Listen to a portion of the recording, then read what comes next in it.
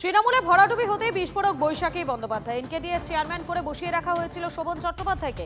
এবারের ভোটে প্রচারই করতে দেওয়া হয়নি তাকে, ডাকা হয়নি একটা পথসভাতেও। ভোটের সময় ঘরে একা কাটিয়েছেন শোভন। একাধিক প্রার্থী চাইলেও তার কোনো মূল্য ছিল না। আইপ্যাকের কাছে কোনোই তার নাকি মূল্য ছিল না।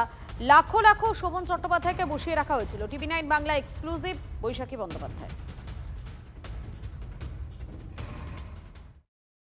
মানে এটা খুব আনফর্চুনেট যে ও দল জয়েন করার পরে আমি বলবো যে he was reduce to a bureaucrat rather than a political leader. Okay একটা এনকেডিএ চেয়ারম্যান করে ঘরের মধ্যে বসিয়ে রাখা। এবং লাস্ট নির্বাচন যেটা হয়েছে না, আমি কলকাতায় থাকিনি, মানে যখন প্রচার হয়েছে, যখন সব চলেছে, আমি শুধু এই একটা যন্ত্রণায় থাকতে পারিনি যে আমার বাড়িতে এমন একটা মানুষকে বসে থাকতে দেখতাম যে মানুষটাকে রাস্তার একটা মানে স্ট্রিট কর্নার মিটিংয়ে পর্যন্ত ডাকছে না। শোভনবাবুকে সম্পূর্ণ বসিয়ে দেওয়া হলো দলের যন্ত্র।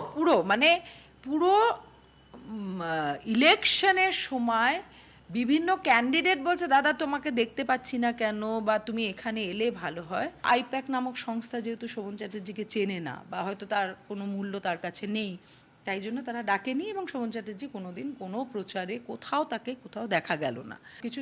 এই রকম লাখো লাখো শোভন চ্যাটার্জিরা বাড়িতে বসে গেছিল, আমি তোমায় বলি। এবং সেই যন্ত্রণা আমরা যখনই যেখানে গেছি সেখানে পুরনো কর্মীদের গলায় এই একই আক্ষেপ যে আর আমাদের বোধহয় প্রয়োজন নেই, আমাদেরকে বাড়িতে বসিয়ে দিয়েছে। বাড়িতে বসিয়ে দিতে দিতে যেটা হয়েছে না, যে আবেগের যে সুন্দর সূক্ষ্ম একটা নারীর টানে আটকে ছিল দলের সঙ্গে, সব কর্মীরা বিচ্ছিন্ন হতে থেকেছে।